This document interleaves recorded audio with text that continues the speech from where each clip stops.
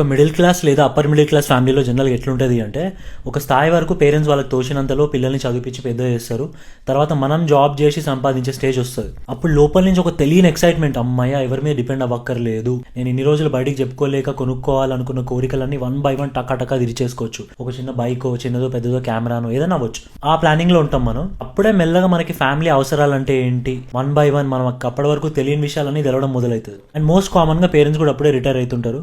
మనకే అనిపిస్తుంది, అరే ఇన్ని సంవత్సరాలు మా డాడీ నన్ను చూసుకుండు కదా, ఇప్పుడు నేను సంపాదిస్తున్నా, నేను కూడా చూసుకుంటా అని చెప్పి ఒక మంచి ఫీలింగ్ అనిపిస్తుంది. ఫ్యామిలీ అవసరాలు ఎప్పుడైతే మనకు తెలవడం మొదలవుతుందో, మన కోసం మనం అనుకున్న కలలు కోరికలు మెల్లగా సైడ్ లైన్ అయిపోతాయి. అప్పుడే ప్రతి ఒక్క విషయం మనకి భూతద్దంలో పెట్టినట్టు క్రిస్టల్ క్లియర్గా కనిపిస్తుంది. అచ్చా ఇందుకే నా చిన్నప్పుడు మాకు ఒక సైకిల్ నుంచి బైక్కి, ఒక బైక్ నుంచి చిన్న కార్కి మారడానికి అన్నేళ్ళు పట్టింది అని అనిపిస్తుంది. అచ్చా ఇందుకేనేమో మా మమ్మీ ఫెస్టివల్కి మాత్రమే, స్పెషల్ అకేషన్స్కి మాత్రమే కొత్త బట్టలు కొనుక్కోవాలి అని చెప్పేది. ఇందుకేనేమో రిచ్ పేరెంట్స్ కొన్నట్టు మా పేరెంట్స్కి హాబీస్ కానీ, వాళ్ళతో వాళ్ళు టైం స్పెండ్ చేసుకోవడం కానీ అట్లాంటివి ఏమి ఉండవు అని చెప్పి. కాన్స్టాంట్ పరుగు, కాన్స్టాంట్ చేజ్.